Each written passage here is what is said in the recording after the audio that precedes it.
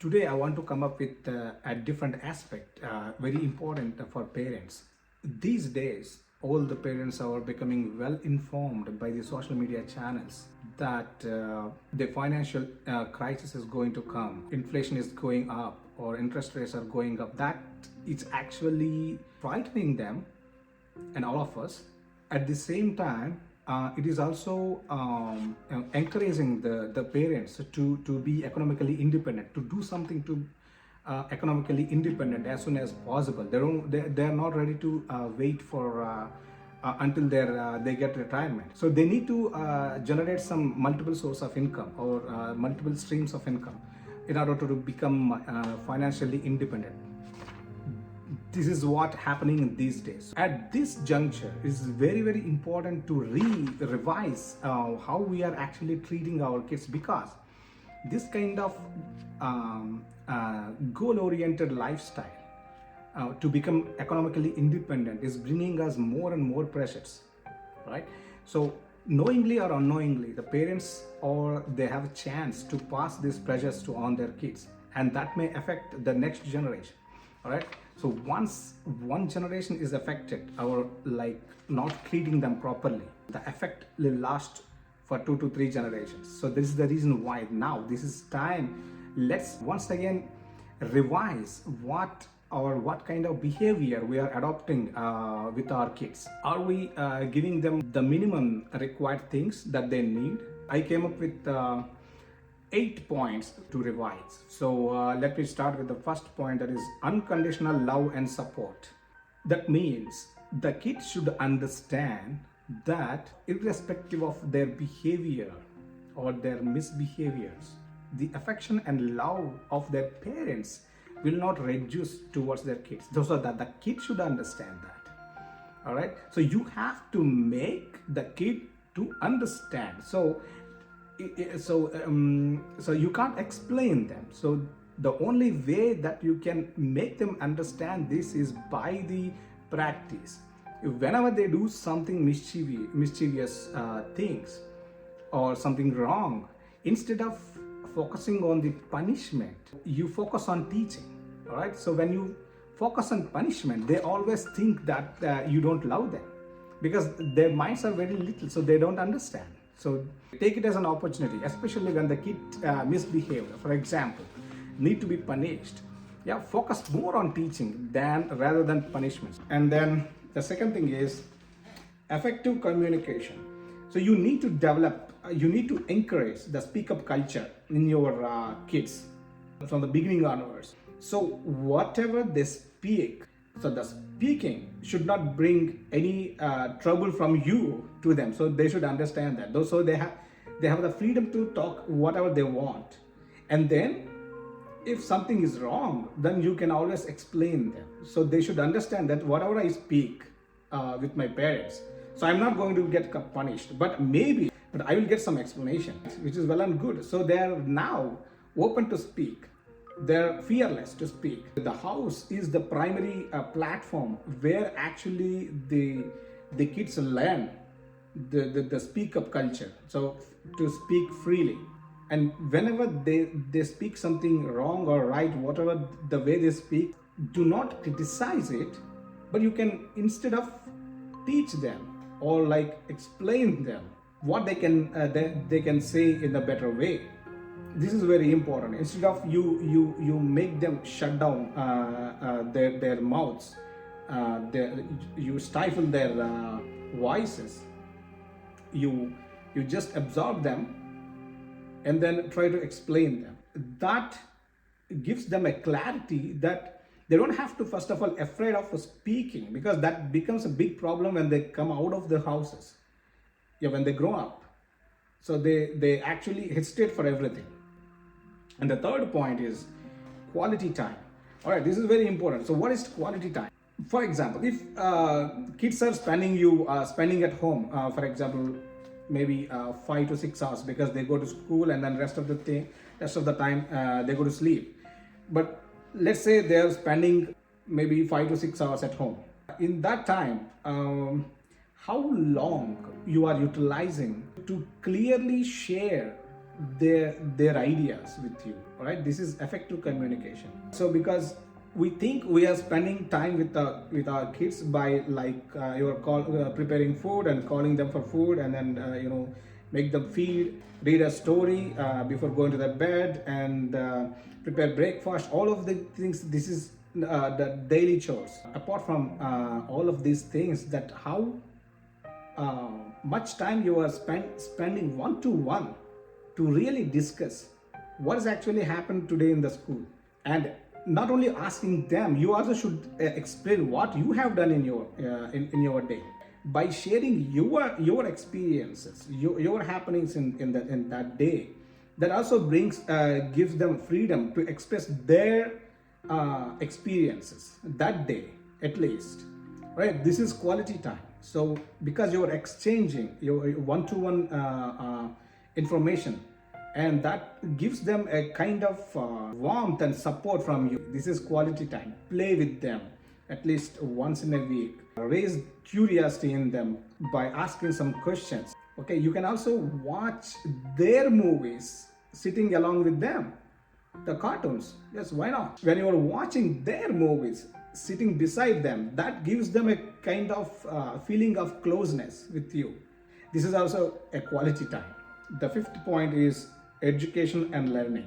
You don't have to give information or teach them everything they actually learn in their schools. Maybe you can help them in their homework, but apart from that, so what my definition is, you have to teach them asking questions, not right questions, but at least first you encourage them to ask questions, even if you don't, or if you can't explain them, but encourage them to ask questions, and then slowly they learn. That leads to understand them how to ask right questions. If they learn to ask, their subconscious mind all automatically helps them to find some solution at some point of time in their lives. So this is very important. Rather than you sit and feed them or teach them or feed all the information, I'm not buying that idea, because they have been doing all the time in the schools. Of course, you can provide them all the materials what you can, and you can encourage them to ask questions and then find solutions by themselves. If they can't find the solutions, don't worry, and they will find some point of time automatically in their lifetime. So, but what you can do is always encourage them to ask questions. Sixth point is positive role modeling. So this is very epigenetic adaptation of characters. That means if you are listening or spending more time with your boss because your boss influences you, so you have some kind of attention to your boss, automatically within 6 to 1 year you will adopt his kind of the speaking style and thinking. Even you adopt the thinking style of your boss, because this is nature.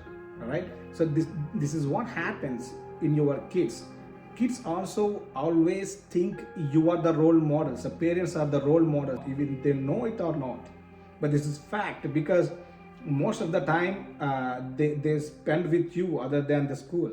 So the way you speak, the way you behave at home, or the parents behave, or they communicate with each other, everything is being observed by the kids. So be aware of that.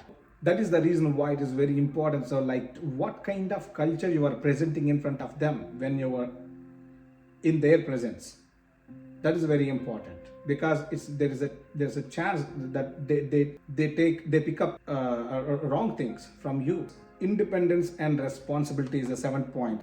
Independence comes with the confidence. How do they develop a confidence unless they try something on their own? So stop helping them where you think there is a chance that 80% they can do that, right? Let them do, let them try, let them fail. So that failures, even the small things, even climbing their steps, climbing a small wall or whatever, the brain works like that. When you are constantly trying to do something, trying to climb a wall, even there's a small thing, there's a climbing a wall, and the kid is trying to climbing a wall. So for example, the kid tried 4 times, 5 times, 10 times, and they failed. And but 11th time or 20th time, or after 1 week, the muscles will get strengthened, and they understand. And when they sleep, the brain works out actually how to, the next time, how he can approach the wall to climb that. It happens with time. So stop prompting them, stop helping them whenever there is a chance that they could do by themselves, right? So that builds up confidence. That confidence brings them independence. When they are independent, that brings them responsibility automatically, because they are independent now. They can do their things on their own, at least what they can do. So they slowly start taking the tasks by their own. This is called a responsibility, picking up responsibility slowly, because they like it. So, and then last thing is, 8th point is healthy lifestyle. Please do not give your screens to kids. There is a restriction for, according to the WHO measurements, how long a kid should expose or not, according to the age. All right, please follow them strictly. Many parents who give their screens to kids in order to feed them, which is absolutely absurd thing to do. There is a lot of science involved behind where when the kid is eating food, he enjoys, or he at least observes the chewing, the taste of every ingredient, where is swallowing, and what happens after swallowing. The kid actually observing. When you focus on something, those things will develop. When he is focusing on observing the taste buds will develop. When he is focusing on the swallowing, the vocal cords, everything will develop automatically, because there is focusing on that. When how to breathe when he is swallowing or chewing the food, everything is a beautiful thing that the kid should enjoy. That, or it's at least you should give the kid to observe those things, because that also improves his brain capacity. But simply what you are doing is you are giving some mobile phone and then the screen, and it just all the entire focus is going into that. As of course it brings you stress in feeding the kid, because it takes your time and energy. All right, but you have to somehow find some solution. I mean, especially, that's what I'm saying, especially at these days of multiple or goal-oriented lifestyle between of the parents, they slowly reduce their patience to give attention to the kids. Along with these 8 points, what I'm going to do is I'm going to give information on 5 very good books on raising your kids. At least you could read some of them. So what I will do is I will give all the links in the description, so please have a look at them. And there are also few YouTube channels dedicated for the good parenting. I will also keep a list of them. There are some courses in Udemy, so I have a list of them, 5 courses. Try to have a look if they're still available. So let's look at these courses and the books, as well as I will try to put some links of good YouTube channels that are targeted towards good parenting.